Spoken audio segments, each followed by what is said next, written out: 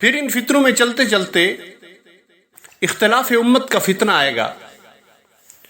حضرت ابو ہریرہ رضی اللہ تعالیٰ عنہ فرماتے ہیں کہ رسول اللہ صلی اللہ علیہ وسلم نے فرمایا یہود 71 فرقوں میں تقسیم ہوئے اور میری امت 73 فرقوں میں تقسیم ہوگی۔ مقاصد الحسنہ میں علامہ سخاوی رحمہ اللہ علیہ نقل فرماتے ہیں اس بات کو۔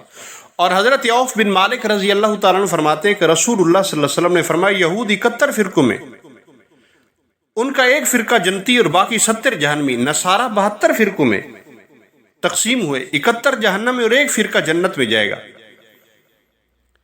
اس ذات کی قسم جس کے قبضے میں میری جان ہے، میری امت یقیناً 73 فرقوں میں تقسیم ہوگی، ایک فرقہ جنت میں اور باقی 72 فرقے جہنم میں جائیں گے۔ کسی نے عرض کیا یا رسول اللہ آپ کے خیال میں وہ جنتی فرقہ کون سا ہوگا؟ تو آپ صلی اللہ علیہ وسلم نے فرمایا مسلمانوں کی وہ جماعت ہوگی۔ الملل والنحل میں علامہ عبد الکریم شہرستانی رحمہ اللہ علیہ یوں فرماتے ہم اہل السنت والجماع، جناب رسول اللہ صلی اللہ علیہ وسلم نے فرمایا وہ اہل السنت والجماعت جو صحابہ اور جناب رسول اللہ صلی اللہ علیہ وسلم کے طریقہ پر کاربند ہوگا۔ حضرت انس رضی اللہ تعالیٰ عنہ فرماتے ہیں رسول اللہ صلی اللہ علیہ وسلم نے فرمایا تیسری حدیث کے بنی اسرائیل 71 فرقوں میں تقسیم ہوئے اور میری امت 72 فرقوں میں، اور ایک کے سوا سب جہنم میں جائیں گے اور ایک فرقہ مسلمانوں کی جماعت ہوگی۔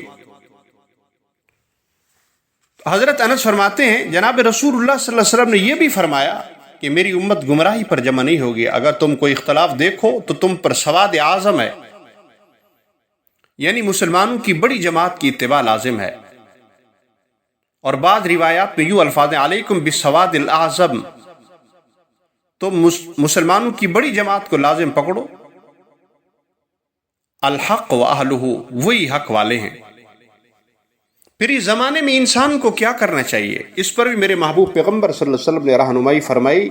حضرت حذیفہ بن یمان رضی اللہ تعالیٰ عنہ نے جناب رسول اللہ صلی اللہ علیہ وسلم سے اس بارے میں پوچھا تھا کہ اس زمانے میں کیا کروں، تو میرے پیغمبر صلی اللہ علیہ وسلم نے فرمایا تمام فرقوں سے الگ رہنا۔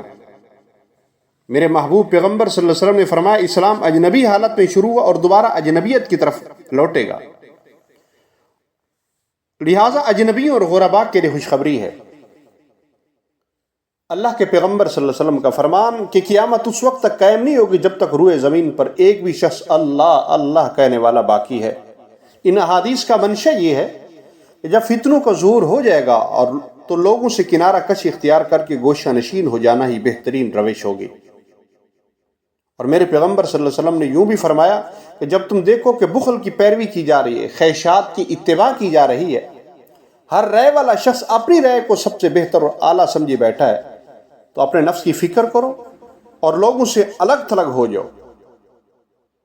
آپ نے فرمایا ایک وقت آئے گا کہ مسلمان کا بہترین مال بکریوں کا ریوڑ ہوگا جسے لے کر وہ پہاڑوں کی چوٹیوں پر چلا جائے گا جہاں خوب بارشیں برسیں گی، اس طرح وہ اپنے دین کو فتنوں سے محفوظ رکھ سکے گا۔ یاد رکھیں ایسے وقت میں فتنوں سے بچنے کے لیے موت کی دعا بھی مانگی جا سکتی ہے، اگرچہ عام حالات میں تو موت کی دعا مانگنا درست نہیں ہے، جیسا کہ صحیح روایات سے ثابت ہے۔ حضرت ابو ہریرہ رضی اللہ عنہ فرماتے ہیں رسول اللہ صلی اللہ علیہ وسلم نے فرمایا تم نہ موت کی تمنا کرو نہ موت کی دعا مانگو، کیونکہ موت کے بعد تو اعمال کا سلسلہ منقطع ہو جائے گا۔ انسان کی زندگی میں ہی نیک اعمال اسی میں کر سکتا ہے، اس لیے مومن کی عمر کا زیادہ ہونا یہ فرمایا بھلائی ہی بھلائی کو بڑھانا ہے۔ یہ مسند احمد بن حنبل کی دعا ہے۔ فتنوں کے وقت میں موت کی دعا مانگنے کی جواز پر بھی دلیل ہے۔ اللہم انی اسألک فعل الخیرات وان تغفر لی وترحمنی وَإِذَا أَرَدْتَ بِقَوْمٍ فِتْنَةً فَتُوَفَّنِي إِلَيْكَ غَيْرُ مَفْتُونٍ۔